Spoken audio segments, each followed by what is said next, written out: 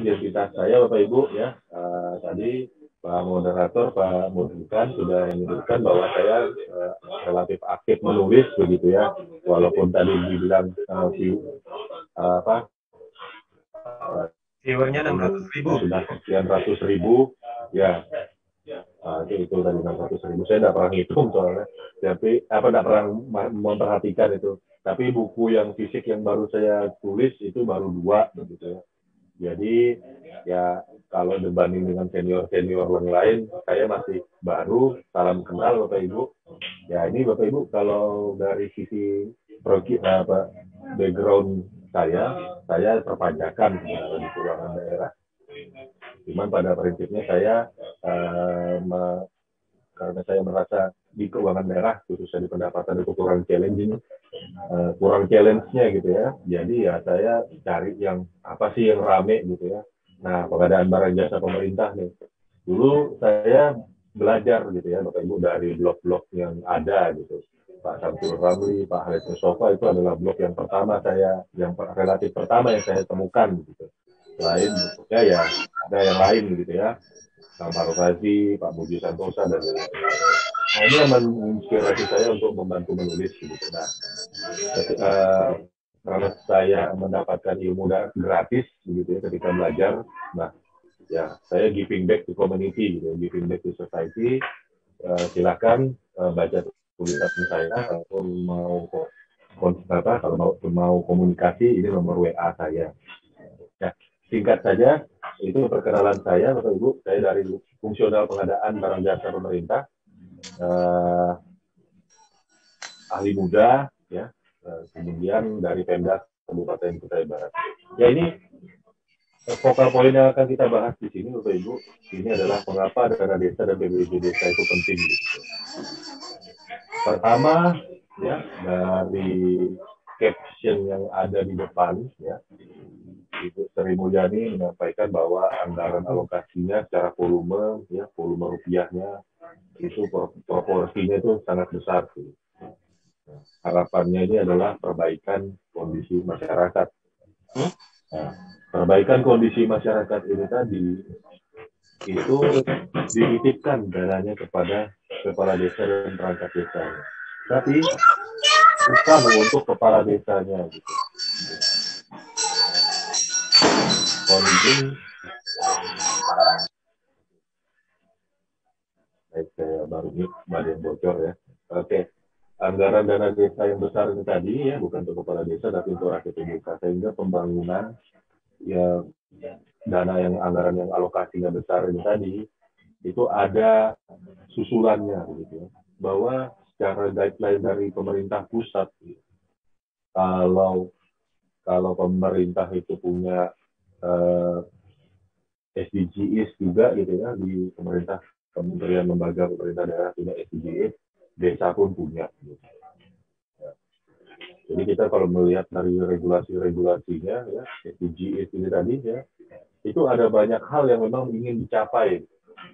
Mulai dari program ya, pembangunan berkelanjutan yang ada ini mulai meliputi dari desa tanpa kemiskinan dan kelaparan, desa ekonomi tumbuh merata, desa peduli kesehatan, desa peduli lingkungan, desa peduli pendidikan. Sehingga kalau kita melihat anggaran dana desa yang tadi di awal ya 800 sampai sekian itu kalau dibilang secara volume rupiah, secara volume rupiah kelihatan besar. Kalau kita melihat dari strategisnya desa yang ditempatkan dengan SDGs itu duitnya kurang gitu ya. Nah kurang ini tadi menimbulkan urgensi gitu ya, bahwa kita perlu banyak membenahi menetapkan prioritas yang pertama, kemudian juga menggunakan pengadaan barang jasa ini tadi sebagai instrumen untuk meningkatkan capaian performa pemerintah desa itu tadi untuk mencapai pembangunan berkelanjutan. Jadi sebenarnya kalau kita berpikir ya desa tanpa kemiskinan dan kelaparan, desa ekonomi tumbuh merata, baru berpikir dari poin 8 saja pertumbuhan ekonomi desa merata, itu dana desa itu sudah tidak terasa apa-apa gitu.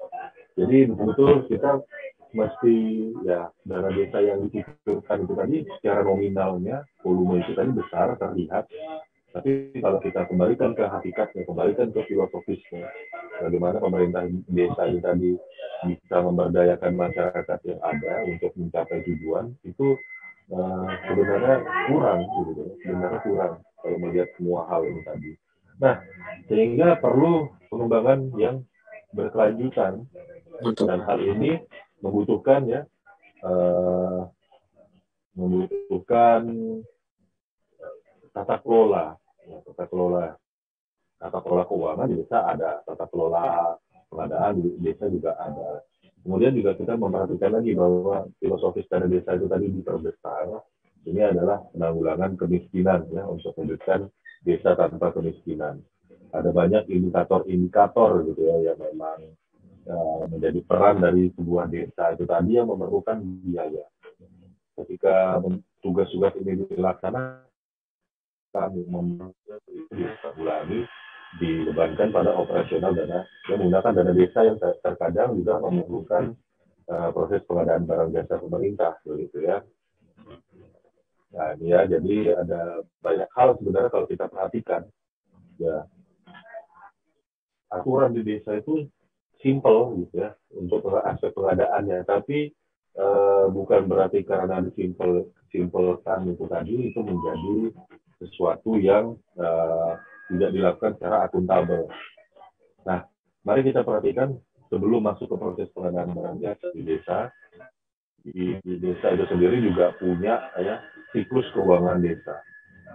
Nah, bahwa mulai pertama secara garis besar ya desa itu harus memiliki rencana kerja pembangunan desa, baru masuk ke detail penganggaran ya, baru melaksanakan pengadaan barang jasa di desa. Secara umum itu mirip dengan apa yang dilakukan di kementerian lembaga maupun pemerintah daerah. Nah, jadi rencana keuangan tahunan pemerintah desa itu tadi ya dihimpun dari RKA desa, kemudian keluar BPA desa, lalu dilaksanakan belanja desa atau pembiayaan desa. Ada juga sih skema pelaksanaan perubahan dokumen BPA lanjutan gitu ya untuk membayar yang pekerjaan yang menggunakan keberlanjutan dari tahun sebelumnya lalu dilaksanakan PBB desa. Ini siklus makronya, besarnya gitu ya. Nah, sehingga kalau kita bisa melihat di sini bahwa keuangan dengan di data di desa itu ya saling terkait satu sama lain. Nah, Bapak Ibu, ya kalau di desa ya punya regulasi ya, yang diatur dengan berpedoman pada peraturan LKPP nomor 12 tahun 2019. Nah, ini disebutkan definisi dari PBJ desa itu apa? Mirip ya dengan bahasa yang ada di Perpres, tapi dikontekstualisasikan ke ruang lingkup desa itu tadi. Ya. Miripnya itu tadi ya adalah kegiatan untuk memperoleh barang jasa. Tapi ya di sini kita perhatikan ada penyesuaian konteks dari sisi pelaksana, definisinya adalah oleh pemerintah desa. Dan kemudian langsung kalau kita yang di pemerintah pusat, pemerintah daerah kan dimulai dari identifikasi kebutuhan sampai dengan serah terima pekerjaan, baru ada disebutkan juga aspek pembiayaannya yang bersumber dari APBN, APBD termasuk PHLN, PHDN gitu ya. Nah, kan menunjukkan bahwa kalau di perpres pengadaan kita, pengadaan barang jasa itu ya ruang lingkupnya relatif luas. Tapi kalau ruang lingkup yang pemerintah desa ini sangat untuk PBJ desa ini simple gitu. Ya yang penting dia untuk memperoleh barang jasa oleh Pemdes dilakukan melalui platform dan proses penyedia barang jasa. Langsung kepada cara pengadaan. Di sini Bapak Ibu yang kami hormati, harus kita perhatikan di sini bahwa definisi ini tadi ya, ini berdasarkan pedoman ya, pedoman dari peraturan LKPP nomor 12 tahun 2019. Intinya itu adalah undang dan pengadaan bahasa pemerintah secara nasional, termasuk di dalamnya adalah PBJ di desa. Nah, oleh karena itu Bapak Ibu, ya pengaturan PBJ di desa ini agak berbeda ya dengan peraturan pengadaan jasa pemerintah secara umum. Kalau kita PBJ pemerintah itu ada Perpres ya, Perpres 12 2021 yang mengubah Perpres 2018 dan Perpres 17 2019 gitu ya untuk Papua. Nah, kalau peraturan di PBJ di desa ini diatur dari masing-masing bupati wali kota tiap desa itu tadi bernaung. Nah, cuman peraturan PBJ di sebuah kabupaten kota itu tadi mengacu kepada peraturan LKPP nomor 12 tahun 2019. Ini sekedar pengantarnya. Nah, ada beberapa isu gitu ya, trending topik gitu ya Bapak Ibu, mengenai pengadaan barang jasa di desa.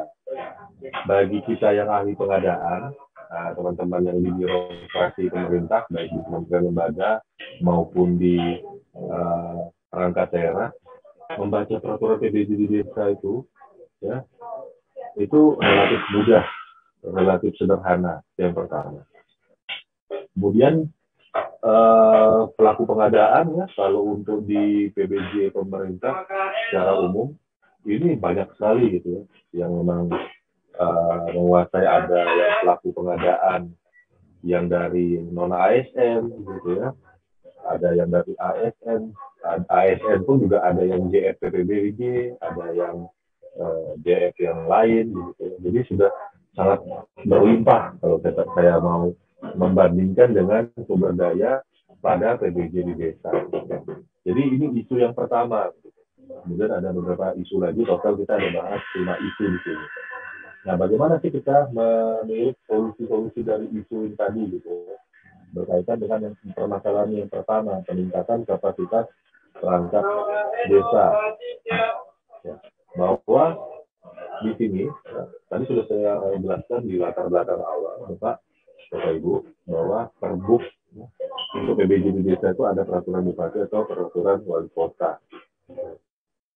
Sehingga siapa yang ya, jadi ini kan ada penurunan gitu kepada berbagai macam regulasi yang ada hierarkinya dengan mengacu pada peraturan LKPP ya, itu bisa dibentuk di sebuah daerah, kepala daerah wali kota atau kepala daerah bupati membentuk peraturan kepala daerah terkait PBJ di desa.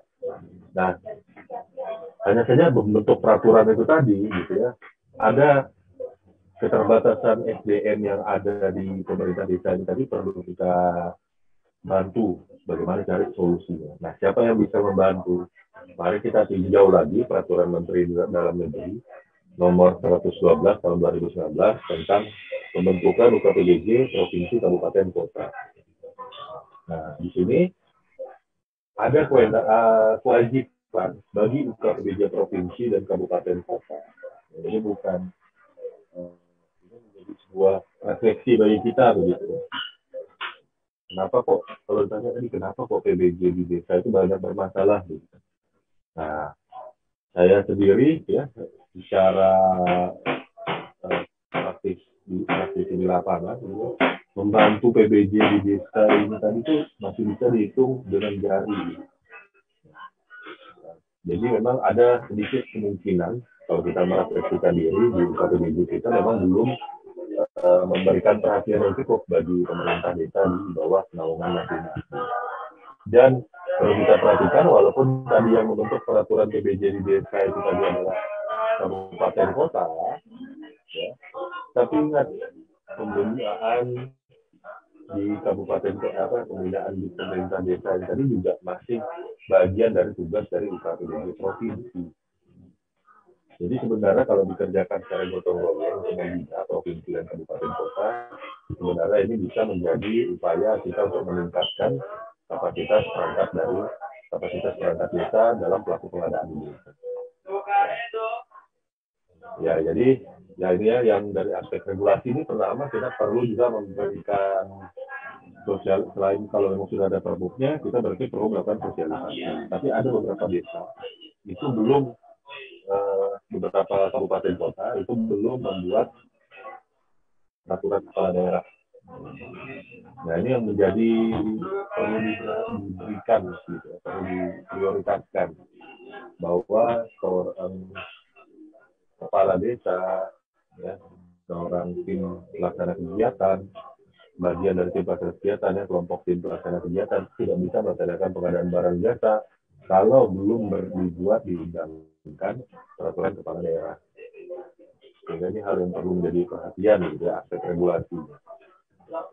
Nah, bagaimana dari regulasi pengadaan barang jasa di desa? Ya, mirip dengan barang jasa pemerintah, itu terbagi menjadi empat jenis, ya, empat jenis. Tapi empat jenis itu juga sama dilaksanakan dengan cara yang sama juga, ya, dengan PBJ pemerintah.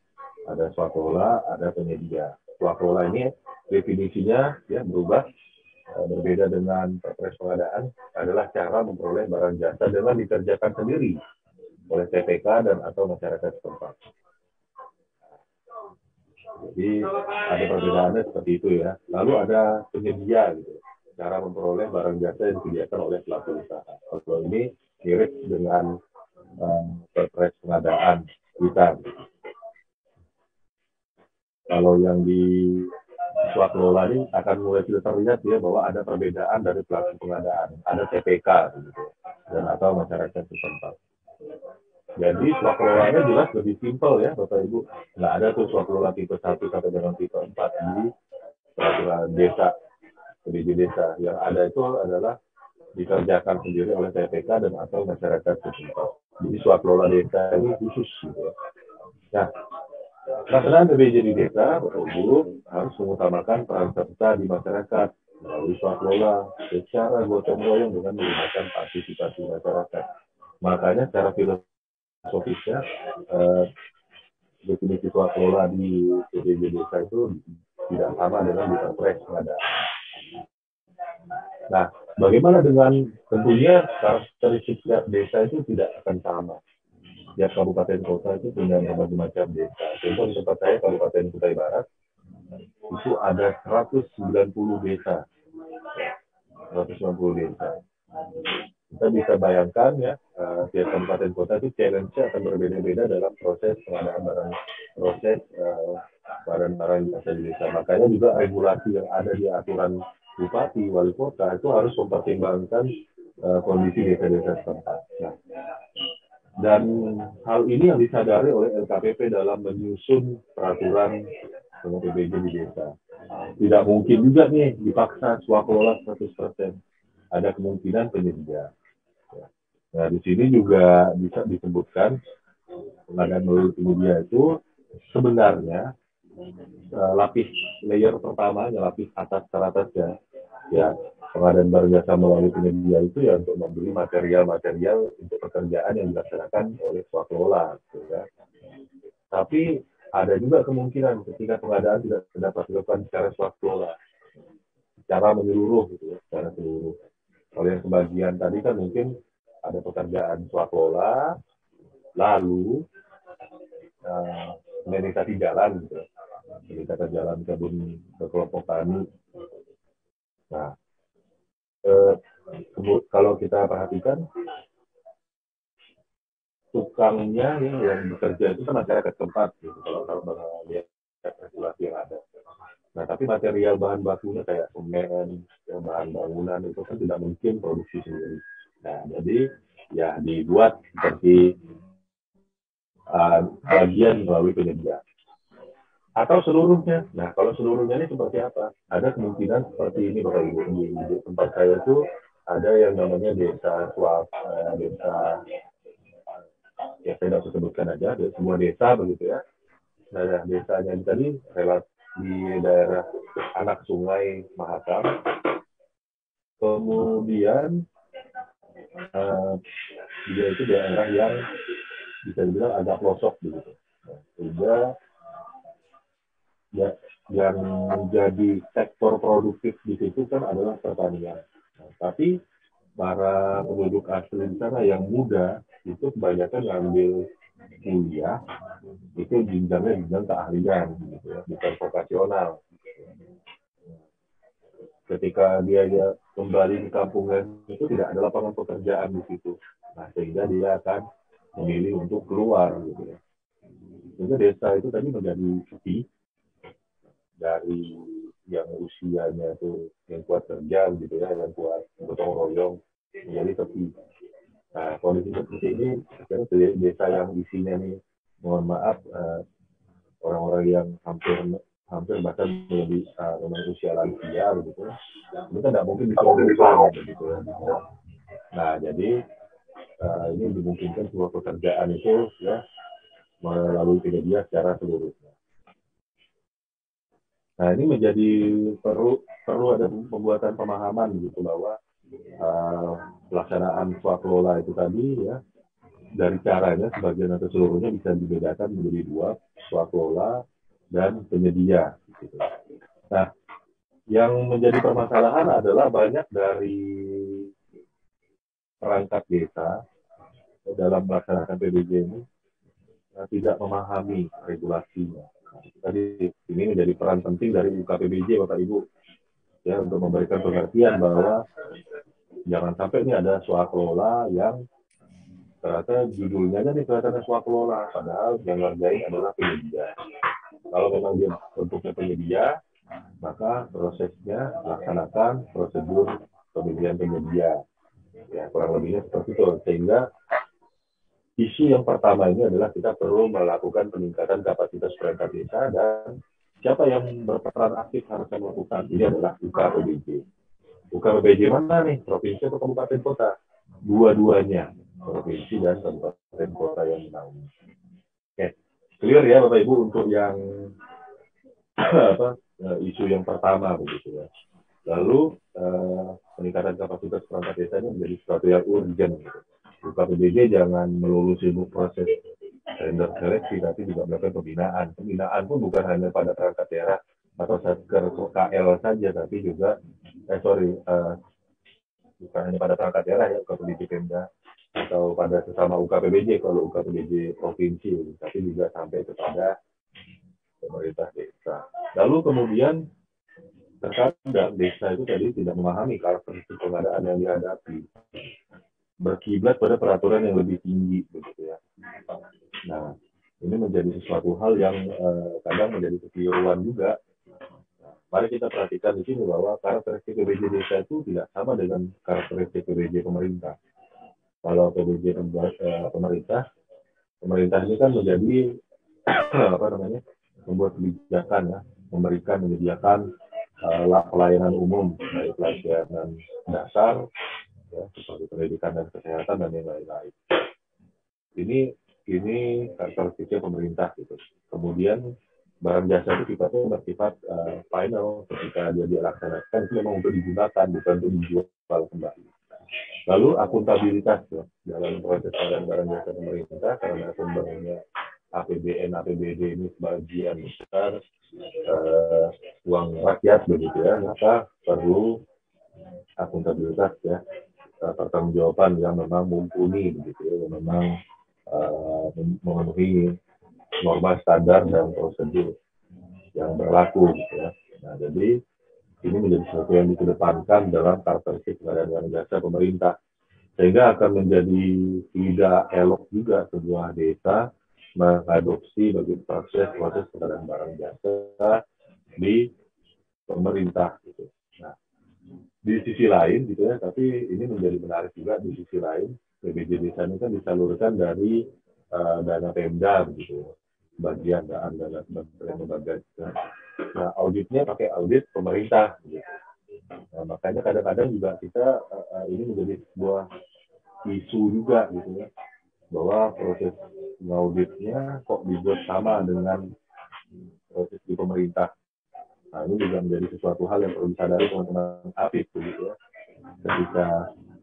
Ketika memproses pengadaan barang jasa di desa untuk melakukan pemeriksaan akuntabilitasnya, jangan disamain dengan pemerintah KLPD gitu. Nah, itu juga menjadi sebuah concern bagi saya gitu. Kadang pernah saya melihat ya, ada sebuah pengadaan di desa gitu, tapi perbandingannya itu menjadi temuan karena tidak melaksanakan prosedur yang ABCDEFG. Ternyata saya lihat ini ABCDEFG itu apa? Proses pengadaan barang jasa pemerintah, bukan PBJ desa. Nah, ini kan menjadi berat begitu ya. Tapi tidak bisa dipungkiri lagi hal itu muncul karena karakteristik itu tadi biasanya di desa-desa yang belum punya peraturan kepala daerah. Lalu perhatikan lagi karakteristik BUMN, BUMD. BUMN, BUMD adalah mengelola. Dia bukan memang dia menerima penyertaan modal dari pemerintah, tapi dia mencari keuntungan. Dari mana sih mencari keuntungan? Barang jasa yang diadakan biasanya sifatnya adalah raw material atau barang setengah jadi gitu ya, atau bahan mentah yang kemudian ada proses pengolahan memberikan nilai tambah sehingga dijual kembali sebagai produk akhir. Nah, di sini karakteristiknya jelas beda ya dari PBJ pemerintah dengan PBJ desa dengan BUMN, BUMD.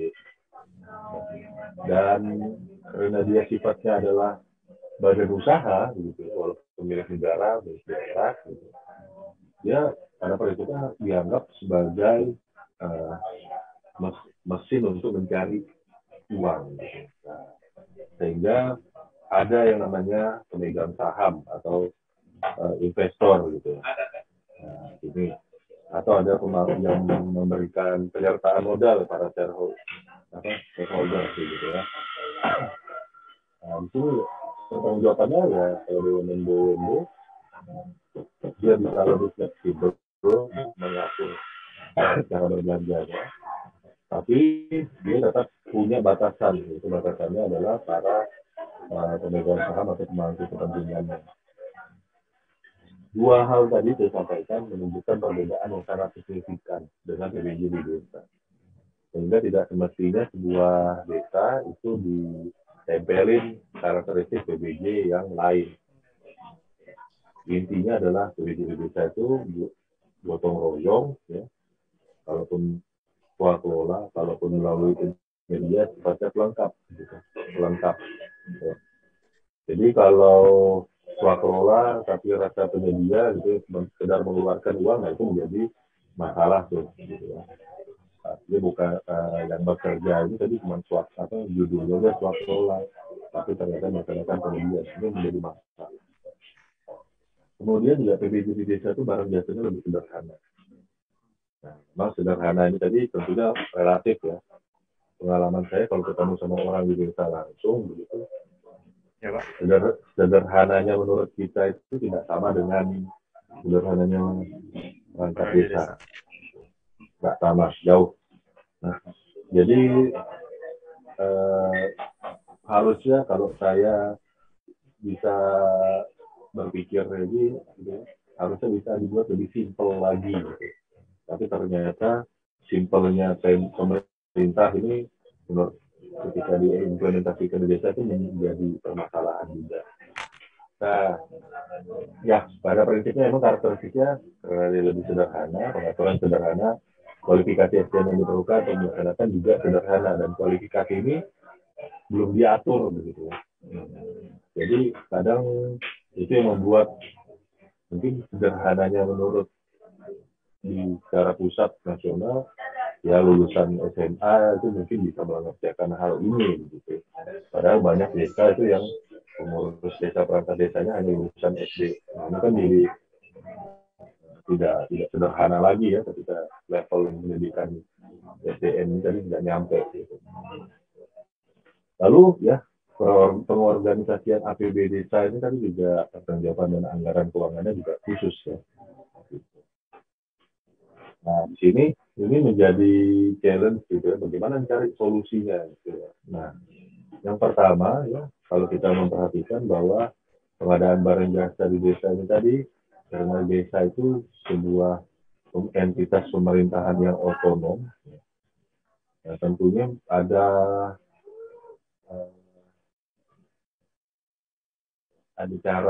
unsur politisnya juga begitu ya. Seorang kepala desa itu terpilih. Kepala desa satu periodenya 6 tahun, satu orang kepala desa itu bisa menjabat maksimal 3 kali. Jadi satu orang kepala desa itu kalau dia langgeng gitu ya, itu 18 tahun.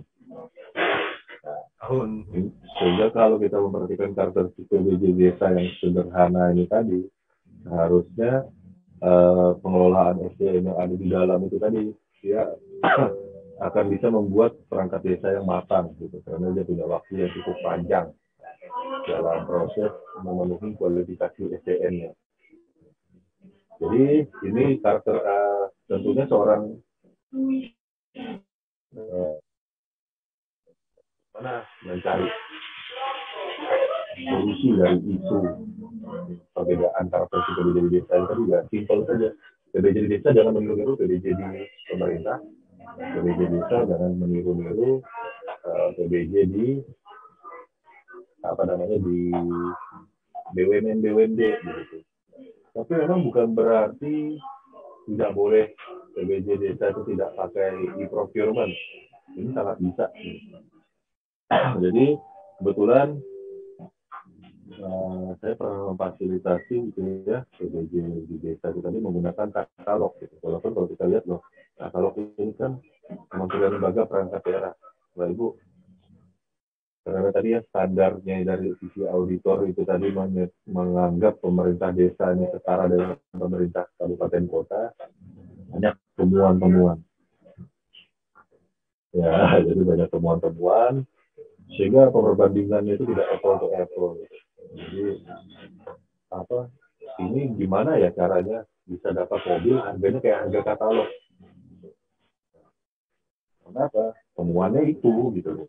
Oh, harga pemerintah kabupaten kota itu kan bisa beli mobil lebih murah dengan katalog. Maksudnya pemerintah desa beli kok mahal. Nah, ini kemahalan nih. Padahal dia pakai sistem yang katalog. Sistem lelang gitu ya. Kalau yang di desa itu 200 juta ke atas gitu. Sudah benar tuh sistemnya gitu ya. Nah, itu lelang yang ada. Cuman kan kalau yang lelang ini penawar ini hanya yang ada di sekitar desa itu aja, ya jadinya harganya nggak mungkin sama dengan harga katalog.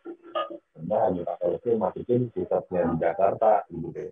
Jadi pasti nggak mungkin sama. Tapi logika itu kan nggak kesampaian gitu. Dan kemudian perangkat desa itu tadi juga tidak punya kapabilitas untuk menjelaskan itu. Jadi sudah mereka mikirnya ya mau belajarnya pokoknya pakai katalog. Nah kami fasilitasin tuh akhirnya. Terus juga lumayan selisihnya gitu ya satu kendaraan itu bisa turun kalau kita bandingkan dengan harga pasar plat merah ya bandingkan plat merah katalog dengan plat merah hitam itu kan bisa puluhan juta ya gila bedanya. Nah, ini itu pernah kita lakukan gitu ya. Lalu juga beberapa ini kan ada toko daring, saya sebut merek saja toko daring yang menjadi mitra LKPP itu kan kayak Medis Market. Itu kan dia juga ada dua cara penggunaannya. Ada yang memang terintegrasi melalui SPUE, ada yang memang bisa membuat akun sendiri secara publik gitu ya. Jadi pemerintah desa daftar gitu dan menggunakan dia nggak masuk dalam ekosistem SPUE, jadi langsung buka dari e-prop lainnya masuk dari portal bela pengadaan lalu buka Endis Market tapi langsung buka Endis Market gitu. Nah, pemerintah desa juga bisa belajar secara elektronik menggunakan toko daring yang memang sudah bermitra dengan LKPP. Tentunya ada alur negosiasi gitu. Nah, kesederhanaan karakteristik PBJ di desa ini tadi kita bisa bantu dengan menggunakan aplikasi solusinya. Nah, kemudian ini hal-hal yang berikutnya perlu kita amati ya bahwa PBJ di desa benar sederhana. Pemilihan kepala desa di desa itu juga sederhana gitu ya. Walaupun kostumnya mirip kepala daerah wali kota, mirip kepala daerah apa namanya kepala daerah bupati gitu ya putih gitu. Tapi dia lebih sederhana pada prinsipnya tidak pakai parpol gitu ya. Nah, dipilih ya pilkades itu tadi dipilih rakyat desa setempat 6 tahun menjabat satu periodenya bisa maksimal 3 periode. Nah, tapi balik dari apa yang diingatkan oleh Ibu Menteri Keuangan gitu. Karena desa itu tadi tolong digunakan itu uang bukan uang kepala desa tapi uang masyarakat. Nah, ini kan jadi permasalahannya ya ketika kita berbicara uang gitu ya. yang kakak adik ini bisa berantem gitu ya, saudara kandung gitu. Apalagi ini menjadi pejabat gitu ya, pejabat kepala desa, angkanya juga relatif fantastis gitu ya. Apalagi kalau saya bandingkan 10 tahun lalu dengan sekarang. Kalau 10 tahun lalu Bapak Ibu dana desa itu ya paling cuma 70-an juta tuh per tahun. Nah, sekarang tuh 800 juta. Nah, 800 juta itu minimal. Ada yang miliaran. Kalau di tempat saya itu rata-rata 1,5 sampai 3 M. Range satu 1,5 M. Tapi ada yang di bawah, ada yang di atas. Rata-rata 1,5. Oke. Nah, itu kan nilai yang sangat besar tuh. Kadang niatannya baik begitu ya, tapi ketika melihat betapa mudahnya dana desa yang dikelola, kemudian relaksasinya banyak begitu ya. Nah, celah-celahnya itu tadi ya seringkali dimanfaatkan oleh oknum-oknum perangkat desa yang tidak bertanggung jawab. Sehingga di sini solusinya ya, ketika kita berpikir bahwa ada permasalahan di para jasa di desa itu, permasalahan yang menjadi temuan gitu ya, atau bahkan menjadi pidana, ini adalah ketidakpahaman terhadap prinsip pengadaan. Prinsip pengadaan di desa itu sedikit berbeda dengan PBJ pemerintah gitu ya. Oke. Yang pertama ya, kalau efisien ya, kita berbicara efisien. Nah, ini kita berbicara dana dan daya itu minimum. Ini pada prinsipnya kenapa kok swaslola itu dikedepankan dibandingkan dengan penyedia? Pertama, kalau dia dilaksanakan dengan swaslola, uangnya itu muter kepada tenaga kerja yang ada di daerah atau pada warga yang memang mau berpartisipasi gotong royong. Juga tidak semahal ya, artinya tidak semahal menggunakan penyedia. Jadi ini yang menyebabkan ya salah satu prinsip yang tadi efisien tadi yang membuat juga kebijakan di pengadaan uang desa di desa itu adalah gotong royong. Nah ini dana desa kabupaten saya kan ada 190 desa. Luas kabupaten kami itu 20.000 kilometer persegi gitu. Nah terkadang ada banyak kebutuhan di desa itu yang tidak mungkin terdeteksi semua 100% oleh pemerintah kabupaten. Nah, kebutuhan tadi gimana cara pemenuhannya? Ya, dilakukan dengan dana desa. Sehingga dana desa ini wajib dikelola secara efektif, bahwa pelaksanaan pengadaan sesuai dengan kebutuhan. Kebutuhan ini tadi ya gunanya untuk mencapai sasaran, jangan memberikan manfaat besar-besarnya bagi masyarakat setempat. Lalu ada kebutuhan untuk melakukan transparan, prinsip pengadaan secara transparan. Artinya apa? Ketentuan informasi ya, dalam proses pengadaan, misalkan dokumen lelang. Nah, saya di desa ada istilah tender ya, ada istilah lelang. Ini dokumen-dokumennya, prosesnya ini seharusnya bisa bersifat jelas, bisa diketahui secara luas oleh masyarakat dan media yang terlibat. Nah, jadi ini saya berikan contoh nih, gambar sejuling ya. Di mana nih caranya lelang di sebuah desa. Jadi ya memang betul-betul ya sama kayak proses lelang gitu ya. Jadi banyak yang memperhatikan gitu ya. Kemudian ada dokumen yang dokumen penawaran dibuka, ada banyak saksinya. Nah ini yang transparan seperti ini. Makanya memang PBJ desa tadi ya karena sifatnya di masyarakat tersebut gitu di sekitaran itu tadi, maka memang dia dibuat ya para informasi tadi, prinsipnya pemenuhan prinsip transparannya bisa jelas diketahui secara luas oleh masyarakat setempat yang penyedia yang berminat. Lalu terbuka gitu ya, siapapun ya yang memiliki persyaratan kriteria yang tentunya berdasarkan ketentuan dan prosedur yang jelas bisa mengikuti proses pengadaan barang jasa ini. Nah, ini yang nggak ada di proses pengadaan barang jasa pemerintah gitu dalam sebuah prinsip pengadaan, dalam prinsip pengadaan dan pemberdayaan masyarakat gitu ya, bahwa ini sarananya nih bagi masyarakat ini tadi memiliki sense of belonging di atas pengadaan barang jasa yang dilaksanakan oleh pemerintah desa itu tadi, mereka sama-sama dilibatkan. Kemudian ini menjadi pembelajaran nih bagi masyarakat untuk mengelola dan membangun desa. Gotong royong ya tentunya, bisa mungkin ya tidak menggunakan penyedia, tidak menggunakan warga dari luar, tapi menggunakan warga yang ada dalam desa ini tadi untuk sama-sama menjadi pelaksana pembangunan. Lalu ada prinsip-prinsipnya itu bersaing. Bersaing tadi ya, tentu walaupun pengadaan barang jasa yang tadi dilakukan mengutamakan yang ada di wilayah tersebut, tapi persaingannya harus sehat. Harus sehat. Dan juga pemberlakuannya adalah adil, perlakuan yang sama. Jadi boleh giliran gitu ya, jangan cuma itu terus jadi penyedia. Akuntabel ya. Jadi kalau kita perhatikan kenapa kok sekarang ini trennya lagi menayangkan infografis dalam bentuk baliho. Jadi sudah ada di awal diumumkan apa yang dilaksanakan, kemudian nanti pertanggungjawabannya juga nanti diumumkan berapa dana yang terpakai, berapa pendapatan realnya, berapa sisanya kalau ada, seperti itu yang menjadi ketika prinsip-prinsip pengadaan tadi bisa dilaksanakan Bapak Ibu ya, harapannya tentunya kita tidak perangkat desa itu tidak melupakan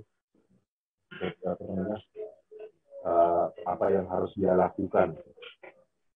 Jadi ketika dia bekerja mematuhi prinsip pengadaan tadi, maka pengadaan itu menjadi optimal dan efektif. Lalu juga kendala berikutnya ya, itu desa tidak punya kemungkinan kesulitan untuk memperoleh penyedia, terutama desa-desa yang memang penduduknya tidak terlalu banyak gitu. Nah, ini juga ada solusinya adalah mendorong desa untuk membuat daftar pelaku usaha potensial. Kalau kita perhatikan ya, tadi sudah saya sampaikan di awal, tidak semua pekerja di desa itu dapat dilaksanakan di suatu wilayah, baik bagian atau seluruhnya. Nah, jadi kita perlu memperhatikan tahapan PDJ di desa. Nah, kalau PDJ di desa ini kan secara umum ada perencanaan, persiapan, pelaksanaan. Nah, kalau perencanaannya ya, ini dilakukan saat penyusun rencana kerja pemerintah desa. Kemudian apa yang mau dibeli tadinya, mau diadakan, itu mencakup informasi yang muncul di layar tadi, dari jenis kegiatan, lokasi, volume, biaya, sasaran, waktu, cara, pelaksana kegiatan anggaran, PPK-nya siapa, penentuan harga, dan seterusnya. Nah, jadi pengumuman-pengumuman ini tadi untuk paket-paket yang ada itu diumumkan secara publik. Nah, kalau di desa yang ramai, ya, pengumuman itu tadi, mudah ya mencari penyedianya, gitu. Penyedianya lihat, pengadaannya bisa segera dilaksanakan. Dan itu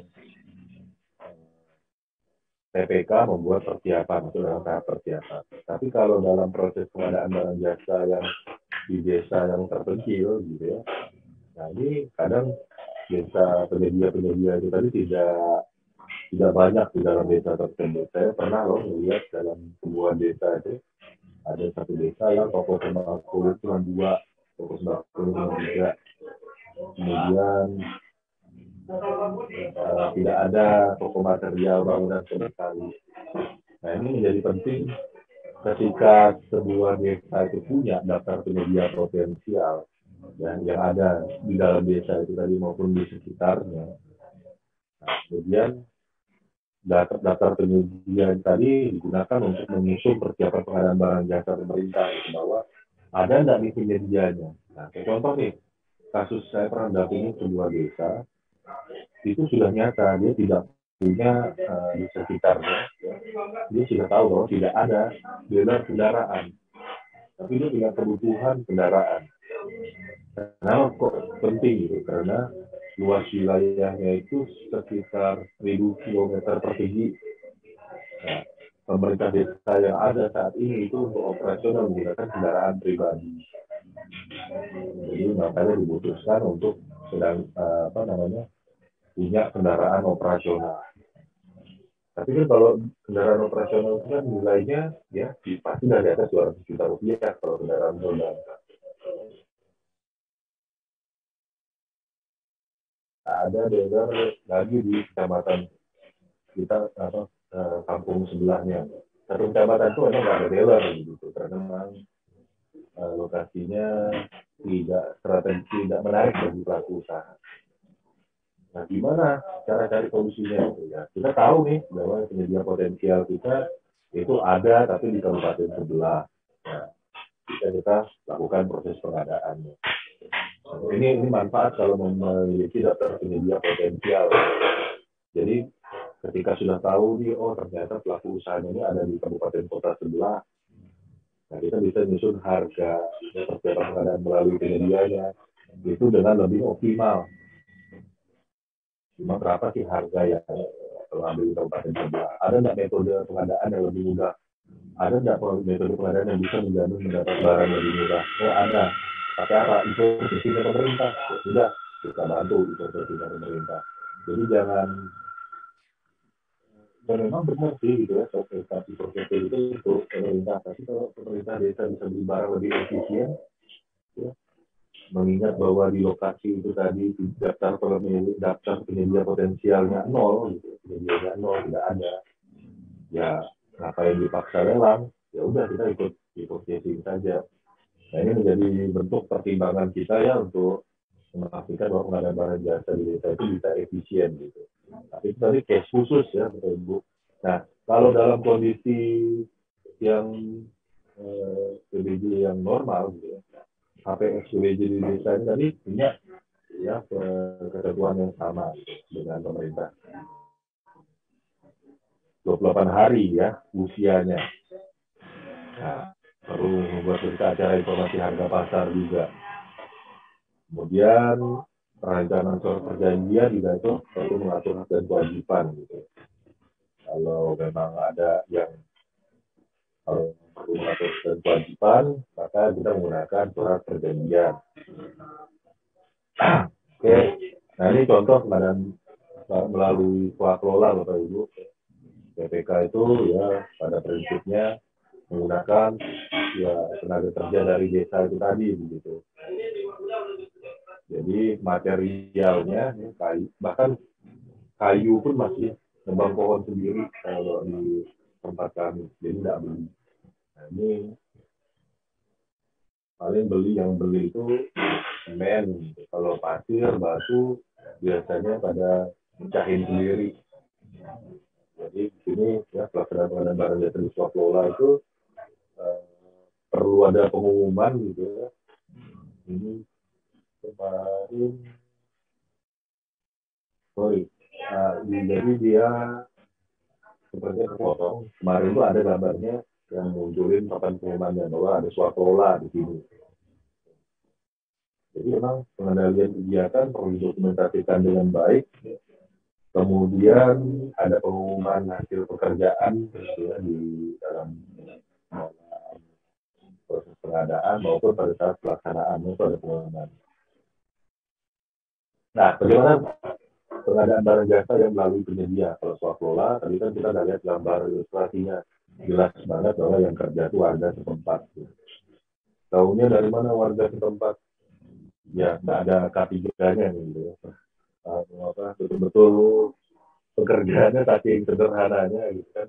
Kemudian tidak pakai alat pengaman diri, alat pelindung diri ya, APD gitu kan. Kemudian juga ya peralatan-peralatannya ya yang simpel-simpel, yang sederhana gitu kan. Ini karakteristiknya PBJ di desa yang secara swaklola dikerjakan oleh warga ya sesimpel itu. Nah tapi kadang ada melalui penyedia.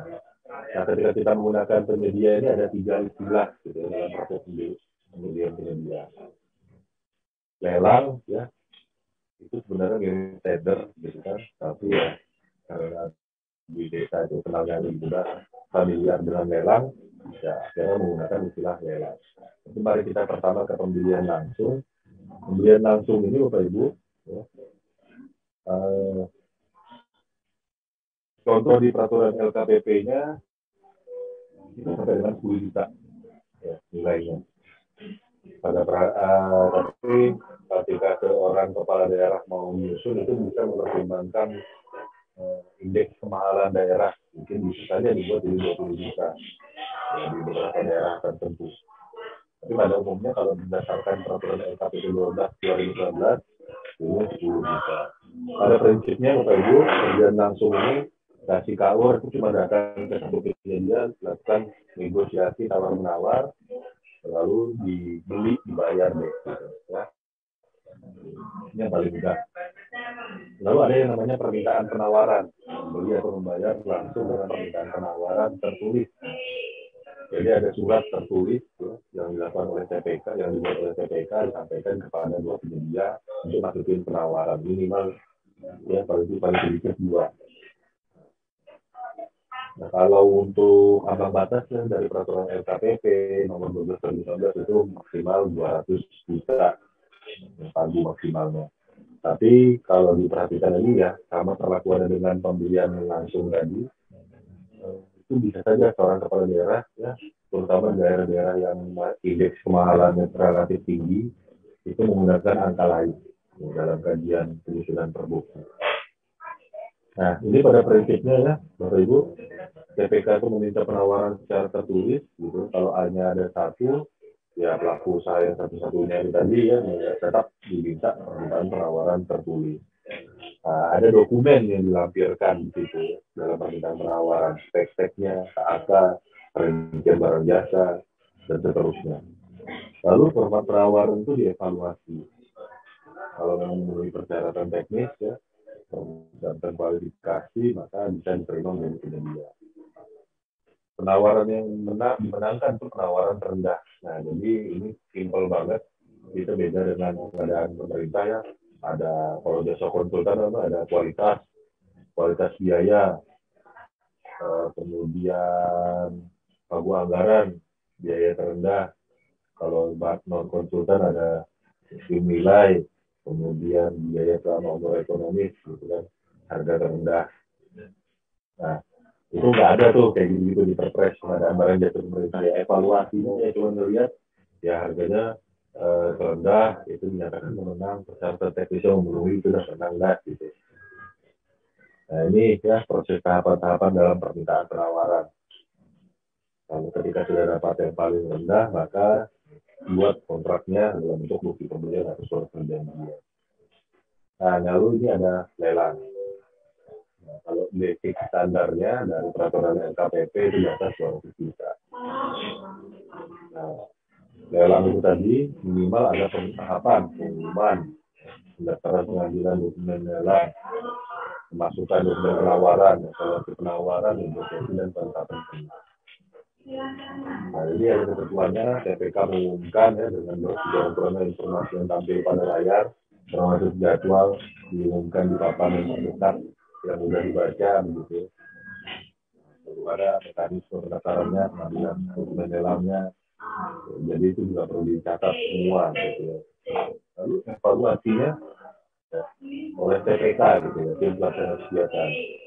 Dia mengevaluasi dokumen administrasi serta penawaran teknis dan harga. Yang menang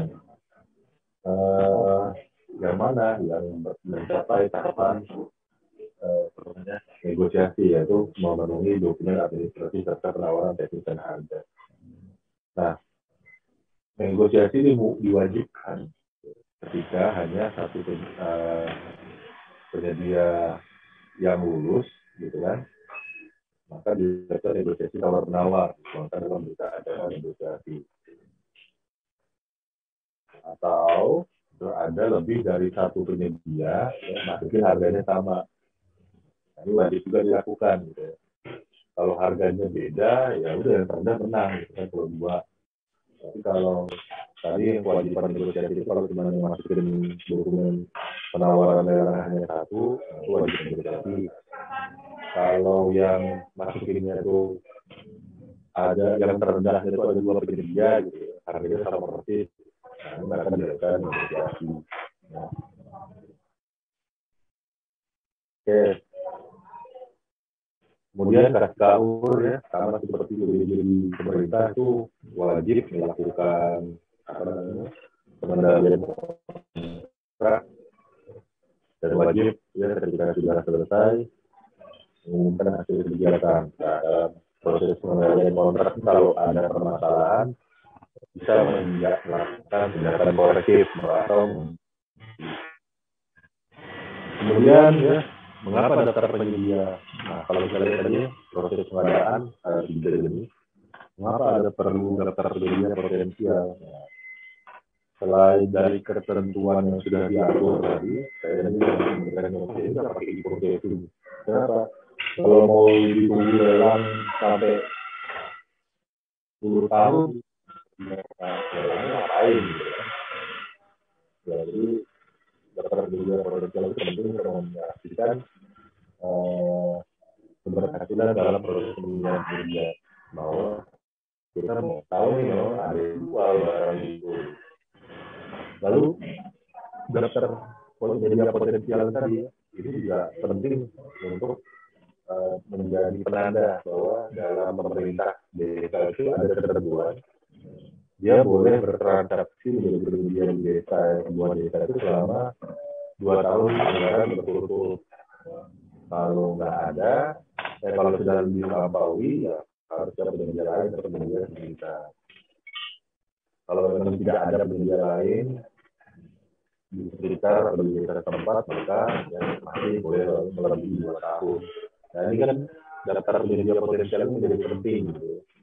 Ya, karena kita kelola datanya itu jangan sampai 3 tahun berturut-turut itu aja yang nggak kelihatan. Lebih dari 2 tahun itu aja. Ya, selain tadi ya memperhatikan keberhasilan proses penelitian media dan juga memastikan bahwa dalam daftar media potensial tadi betul-betul adalah pelaku usaha, bukan pinjam menyewa. Ini yang menjadi masalah nih kalau di BPJ bukan hanya di desa ya, tapi di BPJ pada umumnya. Kalau memang pinjam menyewa itu ya otomatis ya menjadi ya awal dari permasalahan gitu ya. Ya pada prinsipnya daftar penyedia potensial ini meminjam kepada barang jasa di desa. Semua tadi Bapak Ibu kapasitas ditingkatkan, ada pengetahuan. Ya, bentuk solusi dari isu permasalahan yang ada di desa. Desa itu diharapkan memahami karakter yang dihadapi, memahami prinsip pengadaan, mendorong itu membuat pelaku usaha potensial. Dalam artian juga memang benar-benar barang jasa yang diadakan memenuhi prinsip pengadaan efektif, efisien, dan terus. Tapi kalau tidak punya integritas, ini menjadi masalah. Kalau integritas yang baik, Bapak Ibu,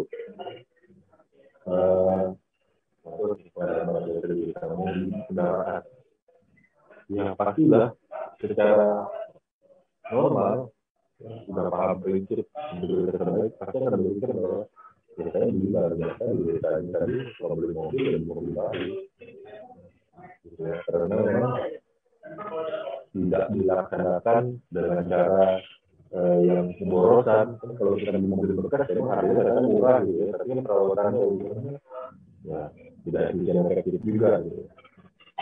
Terus kenapa kok beli mobil second gitu kan? Ya biar tidak dapat kritik gede, itu permasalahan integritas. Permasalahan integritas lainnya gitu. Saya beli mobil dinas, mobil kepala desa gitu, saya beli mobil dinas pertama pribadi jadi plat hitam. Nah itu masalah juga. Itu banyak permasalahan seperti itu. Gitu. Walaupun saya pernah juga ya menjadi narasumber di sebuah ATPM kendaraan yang relatif besar kan di Indonesia gitu kan. Memang kadang di plat hitam ini juga ada yang memang sengaja, ada yang memang nggak tahu gitu. Yang nggak tahu itu masih atau yang nggak pura-pura nggak tahu tapi tiba-tiba langsung karena jadi temuan akhirnya terus ngurus balik nama gitu. Nah itu kan kejadian tuh, ada banyak sekali kejadian seperti itu, beli kendaraan second gitu ya, karena yang dibeli itu tadi kendaraan keluarganya gitu kan, lumayan gitu ya, atau kendaraan dia sendiri gitu kan. Nah itu kan keliru. Kemudian juga beli barang baru tapi tadi dibuat secara digital bersama dia sendiri, itu kan jadi masalahnya dari awalnya dari integritas dan ini jadi penting gitu ya, bahwa integritas itu kan kemampuan kita untuk bisa memilah yang baik dan benar. Ini penting bahwa dalam proses pengadaan barang dan jasa kita juga ada etika yang diwajibkan dipenuhi secara tertib gitu ya, disertai bertanggung jawab, kerjanya secara profesional. Niatannya memang mau jadi kepala desa itu ya niatan yang memang positif gitu ya, bukan untuk hal-hal yang sendiri. Kalau dia belum selesai dengan diri sendiri, ada yang misalkan belum selesai dengan diri sendiri itu memang ya tetap berusaha profesional juga baik saja gitu ya, ketika menjadi kepala desa. Jadi kalau ketika saling melalui dan terpisah, ini etika yang harus ada dalam pengadaan barang jasa, konflik kepentingan misalnya ya. Tadi beli material di toko yang sama 5 tahun itu aja.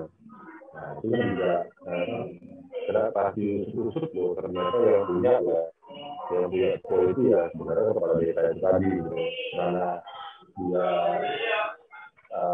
punya uang 1 tahun pertama, punya modal bikin toko material sampai akhir periode 6 tahun, 5 tahun belanjanya begitu aja. Itu kan konflik kepentingan gitu. Ya, menghindari mencegah pemborosan, bpn keuangan desa itu wajib dilakukan ya. Ya, menghindari mencegah segala wewenang atau kolusi ya. Kemudian tidak menerima ya, menawarkan, menjanjikan dan seterusnya untuk memberi hadiah dan menerima hadiah, imbalan komisi, diskon, rabat dan apa saja. Nah, jadi yang perlu memegang prinsip dan etika tadi sebenarnya bukan hanya seorang kepala desa saja, tapi juga pihak PBD di desa. Nah, yang perlu memegang prinsip dan etika itu tadi. Kenapa? Perannya luar biasa. Ini adalah tugas kepala desa sebagai pejabat pemerintahan desa yang punya wewenang, tugas dan kewajiban menyelenggarakan rumah tangga desa, melaksanakan tugas dari pemerintah dan pemerintahan.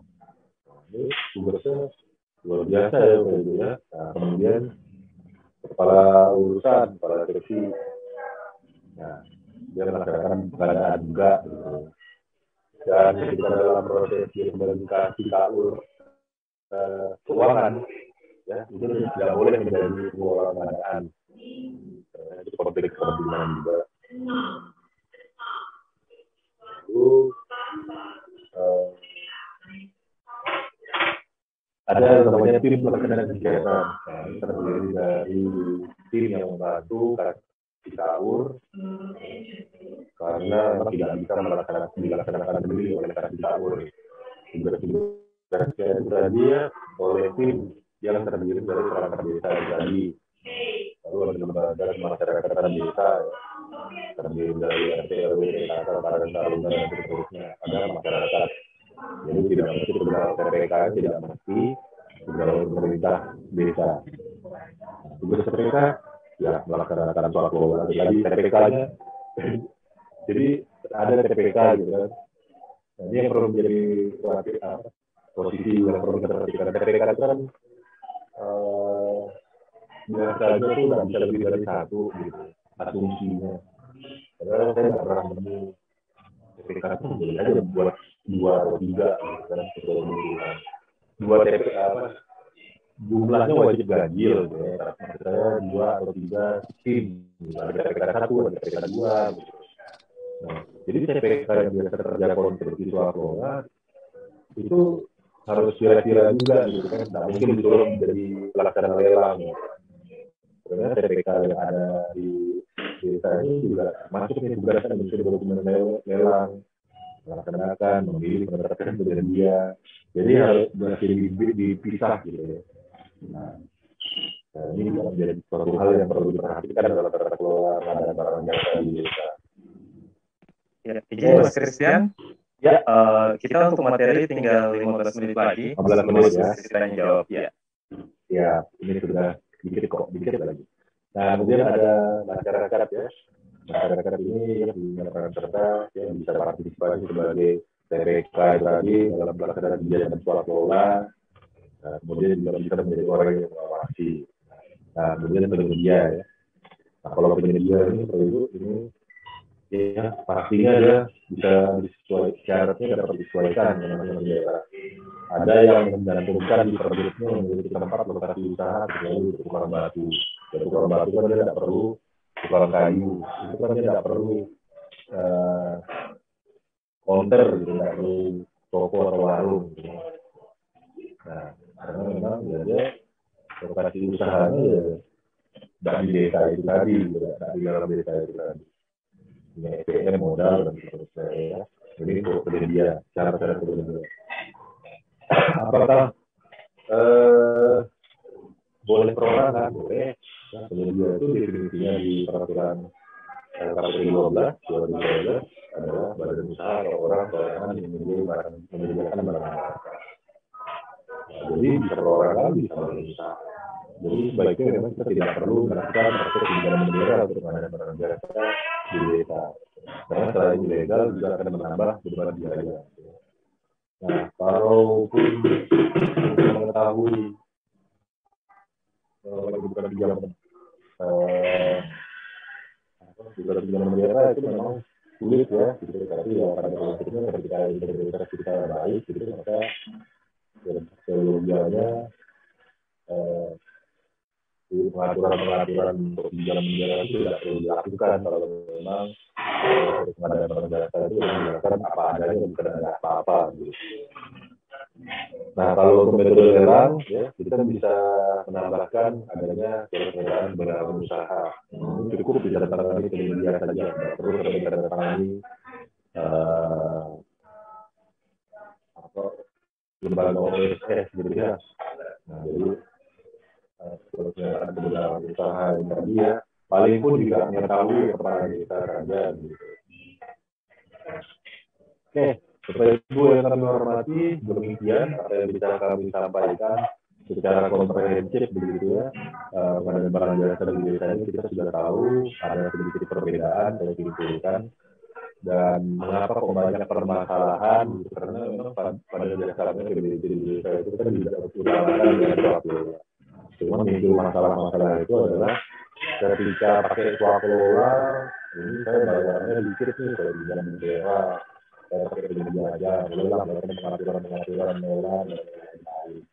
Itu kan menjadi masalah karena masalah itu besar saja, ya. Dan juga memahami bahwa ada prinsip etika yang harus dipatuhi. Nah, kemudian dalam kriteria tertentu, ya, jadi kita dapat dilaksanakan dengan penyedia. Memang kita tidak mungkin meminta penyedia di desa itu, tidak semua lah, pada tempatnya masih banyak ya. Warganya yang bisa melaksanakan penyediaan kali balok itu masih bisa banyak banget. Tapi di sini kita perlu perhatikan dalam kriteria tertentu ya, ada desa-desa yang kayu itu mau beli batu itu mau beli ini boleh dilaksanakan dengan penyedia. Ada juga nih kondisinya penyedia yang ada di dalam sebuah desa itu tadi memang pelaku swap lolanya, mengenai swap lolanya warga itu memang tidak dimungkinkan, tidak tersedia karena kayak Pak saya bilang tadi kebanyakan kaum muda yang tadi pergi ke kota gitu. Nah ini bisa dimungkinkan ya, menggunakan media. Utamakan pelaku usaha setempat, tapi tolong jangan melakukan pinjam bendera, karena tadi mau ngakalin supaya kalau pakai swaklola kan dapatnya tidak banyak gitu. Kan ini kan bergotong royong. Kalau pakai media, ini kan pakai kontrak dan ada bayarnya, tidak pakai standar harga masukan. Nah, jadi pengennya bisa dapat lebih banyak. Nah, ini jamlah bendera, ini jadi masalah. Karena barang-barang yang diberikan itu kan sangat simpel. Jadi sebenarnya sampai pinjam bendera itu umumnya masalah integritas aja sih, supaya bisa dapat bayaran lebih mahal. Jadi kan solusi dari permasalahan desa ini, selain memang ada yang desa yang polos, gitu. Setelah ada desa yang polos, gitu, artinya memang dia murni ya, saya bisa baik dan tidak ada ini yang aneh-aneh, cuman saya nggak tahu aturan. Nah, itu peran serta UKPBD ada di situ untuk meningkatkan SDM di desa. Tapi ada juga yang memang nakal, gitu. Nah, tidak bisa kita pungkiri, pasti ada. Nah, di sini perlu adanya upaya sosialisasi dan hal-hal lainnya untuk mengedepankan prinsip dan etika barang negara di desa yang memang bertanggung jawab dalam aspek keuangan desa dan barang milik desa. Jangan sampai juga ada pengadaan yang ngawur, gitu. Pakai beli kendaraan kita gratisan.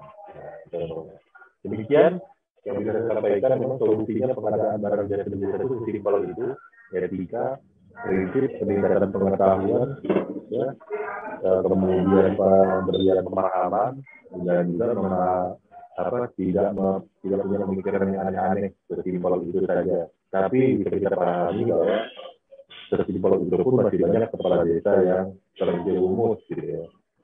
Nah, karena memang coba-coba, karena memang pengen lebih. Ketika dalam hal seperti itu, ya memang ada peran serta pengadaan yang namanya masyarakat punya peran kuat di sini, bahwa kita perlu berperan aktif dalam pengawasan terhadap pelaksanaan pengadaan. Nah, ketika hal ini seperti ini terjadi, indikasinya masyarakat kita mulai proaktif, mulai untuk mengingatkan, sehingga bisa diambil tindakan korektif dalam keluar di luar. Tapi kalau tidak ada uang yang keluar di luar, sifatnya penyelewengan, fiktif, ya bukan tidak mungkin itu menjadi unsur pidana. Pastilah bukan, bahkan bisa dibilang 100% itu pasti masuk dalam unsur pidana. Demikian yang bisa saya sampaikan, kurang lebihnya saya mohon maaf. Saya kembalikan kepada moderator. Baik, terima kasih banyak Pak Christian Gamas. Baik Bapak Ibu, kita masuk di sesi selanjutnya. Setelah memberikan materi ini, saya beralih dulu ke handphone karena ternyata di laptop saya ada sedikit gangguan. Dan rekan-rekan dari panitia mohon dibantu untuk sesi tanya jawab selanjutnya. Baik Bapak Ibu, kami buka untuk sesi tanya jawab. Silakan langsung raise hand atau open mic untuk langsung bertanya kepada Pak Christian. Kepada Bapak Ibu, silakan, kami persilakan. Jadi sekali lagi, bahwa mungkin jika waktu kita terbatas, saya ke Pak Budi Setiawan, SPMH, setelah itu ke Pak Rolis Katili. Silakan Pak Budi Setiawan, langsung Pak. Ya, terima kasih Bapak Moderator. Baik, terima kasih. Bismillahirrahmanirrahim. Assalamualaikum warahmatullahi wabarakatuh. Waalaikumsalam warahmatullahi wabarakatuh. Perkenalkan, saya Budi Setiawan, Pak, dari DPMD Kabupaten Ciamis. Alhamdulillah kita bisa diskusi hari ini, Pak, tentang PPJ Desa. Ini aja sedikit tentang PPJ Desa, Pak. Memang betul, Pak, tadi disampaikan oleh pemateri bahwa PPJ Desa ini memang gaungnya memang belum menyeluruh, Pak. Karena ini memang dibuatnya sudah 2019 dan alhamdulillah Ciamis juga sudah membuat perbuknya, Pak, berkaitan dengan pengadaan barang jasa yang turun dari LKPP nomor 12 tahun 2019 tentang pengadaan barang jasa. Di sisi lain bahwa pengadaan barang jasa desa ini yang tadi sudah disebutkan adalah ada swakelola dan penyedia. Memang ketika berbicara swakelola di daerah kita di Ciamis memang, Pak, tidak ada yang disebut misalnya ketika batu ini memang semuanya juga beli dari penyedia. Bata juga ini tidak ada dibuat, beli juga dari penyedia. Termasuk juga kayu yang disebutkan dari Bapak juga memang semuanya juga dari semuanya penyedia. Cuma di sisi lain bahwa di sini juga perlu mungkin nanti saran mungkin apabila Bapak berkenan bahwa memang harus ada penyederhanaan tentang administrasi di ketika penyedia baik penyedia langsung, penawaran maupun lelang Pak, karena beratnya ketika administrasi di penyedia ini memang dikategorikan harus ada KAK dan sebagainya itu yang memang menyulitkan desa. Termasuk juga Pak tadi di kelompok siapa aja yang berperan di penyedia, termasuk di kepala desa TPK, memang di sisi lain ini memang ketika produk undang-undang ini keluar, otomatis semua orang dianggap tahu dan harus mengikuti peraturannya. Tapi di sisi lain penyedia maupun maaf ini belum sama sekali ada sosialisasi Pak. Yang barang tentu yang akan itu menimbulkan permasalahan itu di kemudian hari Pak. Kami harap ya memang LKPP sebagai lembaga pemangkunya ya alangkah baik juga memang alangkah baik tentang PBJ desa ini sosialisasinya ke seluruh lini Pak, baik itu BPK-nya, BPKP-nya maupun APIP-nya yang ada di daerah Pak. Karena terus terang aja Pak, ketika berkaitan dengan harga, kita juga pada waktu itu pernah berbicara dengan Pak Satrio Pak di LKPP bersama Mbak Ganis bahwa ketika berbicara harga itu harga yang ada di tempat desa tersebut Pak. Meskipun itu harganya lebih mahal dibanding dengan desa yang lain. Ya, ini juga menyebabkan polemik bagi mohon maaf APIP di kita bahwa harus tersedia yang lebih murah Pak. Itu juga jadi komplain Pak. Nah, itu yang tadi saya sampaikan. Betul Pak, itu juga memang di kita seperti itu Pak. Itu memang masalah-masalah klasik yang memang tentu perlu pencerahan lah dari LKPP tentunya. Itu aja mungkin Pak saran dari kami mohon maaf sebentar dan semoga PBJ desa ini menjadi lebih cemerlang lagi dibenahi. Terima kasih. Assalamualaikum warahmatullahi wabarakatuh. Baik, waalaikumsalam warahmatullahi wabarakatuh. Terima kasih banyak Pak Budi. Silakan Pak Kristian ditanggapi Pak. Oke, saya tanggapi bagian yang pertama tadi gitu ya, bahwa UKPBJ gitu kan, terkait dengan asas fiktif ya, asas fiktif kalau sudah diundangkan sebagai peraturan kepala daerah, tapi tidak disosialisasikan. Gitu. Nah, ini menjadi sebuah permasalahan. Gitu. Bahkan sebenarnya kalaupun saya pernah juga ya mengisi di secara daring juga seperti ini sebuah provinsi gitu ya tersebut itu ya memang provinsi instansi vertikal yang ada ini gitu, provinsinya enggak. Jadi memang perlu upaya karena itu tadi Permendagri 112 kurang dipahami oleh teman-teman di UKPBJ. Padahal sebenarnya yang perlu membina desa ini dalam proses pengadaan itu adalah UKPBJ provinsi dan UKPBJ kabupaten kota. Kemudian tadi penyederhanaan. Kalau saya nangkapnya penyederhanaan dokumen itu akibat dari biasanya TPK di desa itu hanya satu, Pak. Kalau di tempat saya nyarankan ada 2 TPK. Bahwa kasih KUR itu dia boleh membuat ada TPK ketika dia tidak mampu melaksanakan proses pengadaan. Nah, termasuk ketika dia tidak mampu menyusun HPS. Nah, itu kan bisa, tidak mampu menyusun PPT teknis. Dia bisa membuat TPK begitu. Nah, jadi yang saya temui di lapangan saat ini TPK itu orang yang bekerja kasar karena diberikan untuk pengadaan barang jasa yang swakloanya, gitu kan. Ya, jadi mohon maaf pekerja kasar tadi ya, yang bikin barang jalan atau segala macam. Nah, karena TPK itu berorientasi mikirin yang pekerja konstruksinya, pekerja kasar tadi. Terus ketika TPK-nya ini tadi juga punya fungsi sebagai pekerja administrasi, menyusun persiapan dokumen lelang, dokumen pengadaan dan lain-lain, yang mampus lah dia gitu kan. Karena dia kan tidak punya kemampuan administrasi, sehingga baiknya dibuatlah 2 TPK. Nah, dari yang administrasi, gitu ya. Kemudian ada TPK yang memang, jadi TPK administrasi ini yang membuat dokumen persiapan pemilihan media, persiapan pengadaan dulu, APS, KAK, TPK teknis, TPK yang nantinya menyusun persiapan pemilihan, dokumen lelang, TPK yang evaluasi, nah itu harus TPK yang khusus gitu. Nah, dan itu bisa menggunakan siapapun gitu ya. Kalau ini kan Jawa Barat ya.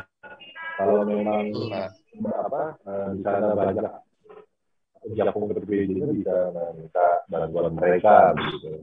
Ya, misalkan sebagai TPK menerima honorarium sebagai anggota TPK dari APBD desa itu tadi, itu bisa. Dua itu aja ya Pak ya tadi ya, terkait dengan sosialisasi gitu kan. Sosialisasi ya itu memang kalau dari LKPP sendiri Pak, itu sosialisasinya kenceng banget. Termasuk pengadaan barang jasa di desa itu sekarang pendidikan pelatihannya itu ada dan gratis secara online ppsdm.lkpp.go.id. Yang memang kurang itu hanya di kabupaten kota dan provinsinya. Biasanya seperti itu Pak. Karena kabupaten kota dan provinsi biasanya kewalahan dengan ngurusin internal, proses pengadaan internal. Mungkin itu Pak Budi. Terima kasih. Baik. Terima kasih banyak Pak Budi. Saya masih ada Pak Budi? Cukup ya? Pak, cukup Pak. Oke, baik. Saya ke Pak Rolis. Silakan Pak Rolis. Setelah itu Pak Adi Jundi, Ade Irma, Pak Sidik Widianto, dan selanjutnya saya ke penanya. Beberapa penanya ini Pak Christian. Baik, silakan Pak Rolis. Silakan Pak. Ya, saya menyapa kembali Pak Rolis. Ya, terima kasih. Assalamualaikum warahmatullahi wabarakatuh. Selamat. Waalaikumsalam warahmatullahi wabarakatuh. Silakan Pak. Oke. Saya ada 3 pertanyaan, mungkin saya langsung saja Pak. Siap. Yang pertama berkenaan dengan soal kelola. Bahwa kalau kita baca LKPP 15, soal kelola itu adalah barang yang dapat disajikan oleh masyarakat. Di tahun 2022 ini banyak desa menganggarkan ketahanan pangan. Salah satunya adalah pengadaan ternak. Pengadaan ternak kan pengerjaannya kan bisa diadakan oleh masyarakat karena mereka memelihara. Tetapi kebanyakan karena bahwa ini adalah penyedia, mereka tidak yang mampu. Sebagai contoh saya kalau kita bicara soal kelola, ini kan hal yang bisa diadakan oleh masyarakat. Ini kan yang kita pertanyakan Pak Christian. Kemudian yang kedua adalah berkenaan dengan penyedia mengutamakan dari desa setempat, di mana salah satu prinsip pengadaan adalah dalam rangka pemberdayaan masyarakat di desa selaku penyedia.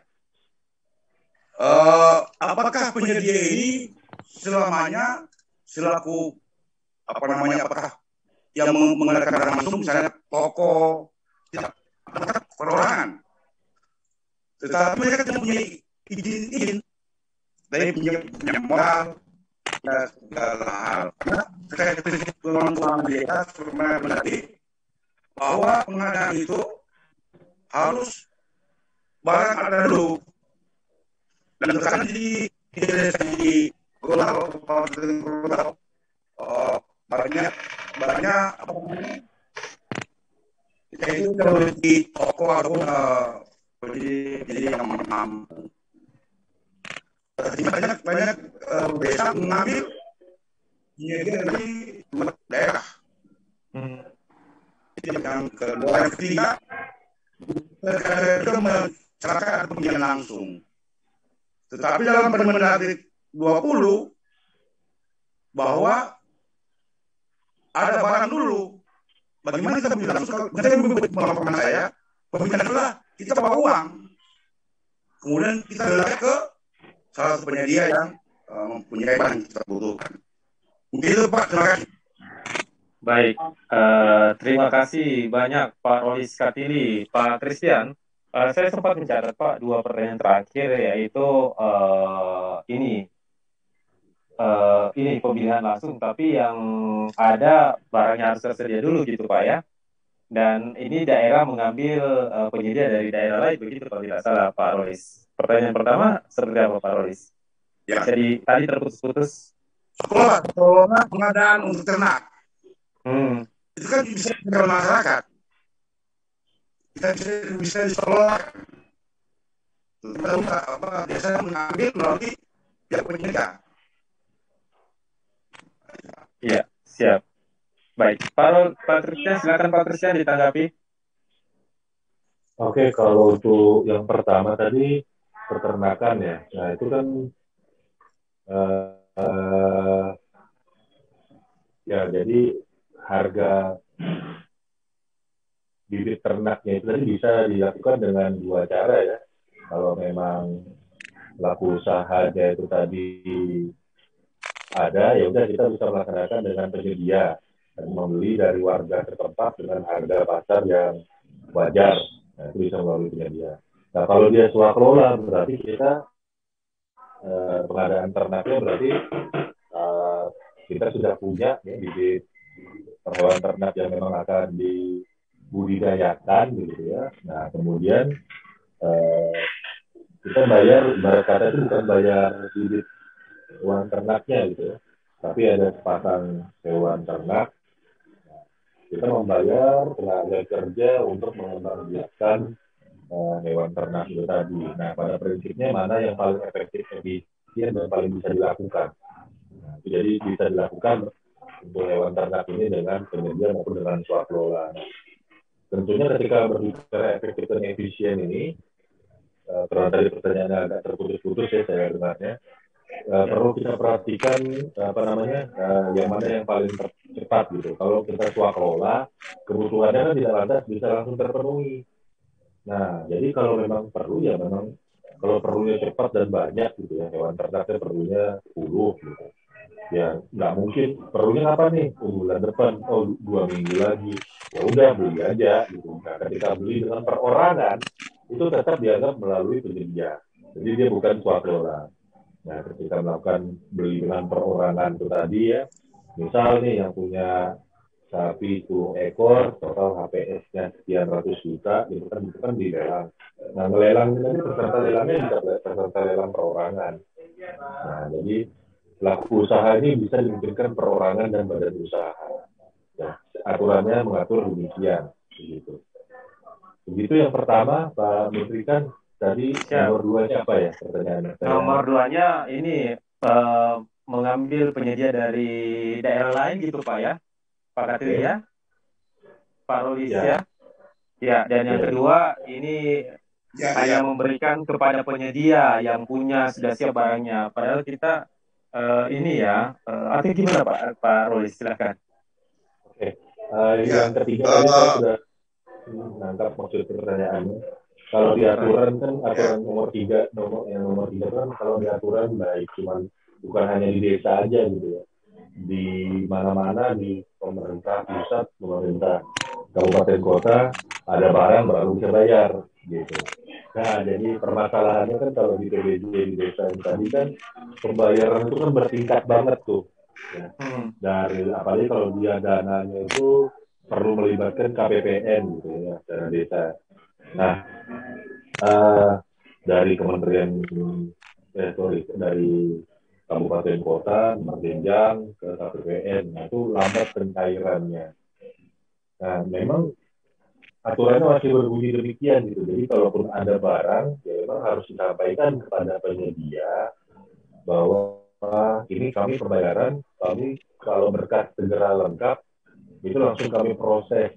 Tapi proses sesudah itu, gitu ya, proses sesudah itu ini di luar kendali kami, jadi kemungkinan pembayarannya lambat. Nah, tentunya beberapa itu sudah mulai mengatur SOP percepatan pembayaran, pencairan dan lain-lain. Jadi memang sesuatu yang di luar kendali kita yang penting dan pemerintah desa tadi mengumpulkan dokumennya dengan cepat begitu ya, dan segera mengeksekusikannya segera kepada pihak-pihak terkait yang terutama melalui dinas pemberdayaan masyarakat desa biasanya. Nanti baru BKAD itu kan durasinya panjang, jadi memang kalau dilaksanakan misalkan apakah pelaku usaha tadi bisa kita bayar dulu gitu. saya sarankan jangan gitu ya. Biar bagaimanapun regulasi keuangan di desa, tadi Bapak sudah menyampaikan juga tadi ya pemegang gajinya harus ada barang baru duitnya, lalu jangan langgar Pak gitu ya. Karena memang maksud kita baik, tapi belum tentu kita dianggap benar. Bisa jadi kita maksudnya baik, supaya pelaku usaha tidak kesulitan finansial, tapi malah ternyata dianggap ada pelanggaran Pak ya, pelanggaran gitu ya. Nah kemudian yang kedua tadi ketika pelaku usaha tidak ada, tadi makanya penting membuat daftar usaha potensial. Nah ketika memang daftar usaha potensial itu list pelaku usahanya yang tidak ada, kan? Memang kita mau terpaksa menggunakan pelaku usaha yang ada di desa sekitar, dan itu dimungkinkan, dibolehkan secara aturan. Nah, tapi tadi ya daftar pelaku usaha potensial itu harus ada di pemerintah desa dan itu resmi. Jadi memang ada tanggalnya, ada tanggal KPK dan kepala desanya. Sehingga memang kalau kosong tidak ada ya sudah tulis ada daftar usaha potensial di sektor konstruksi memang kosong gitu. Nah jadi tercantum bahwa dokumentasi bahwa tidak ada pelaku usaha di situ. Mungkin itu yang bisa disampaikan. Baik.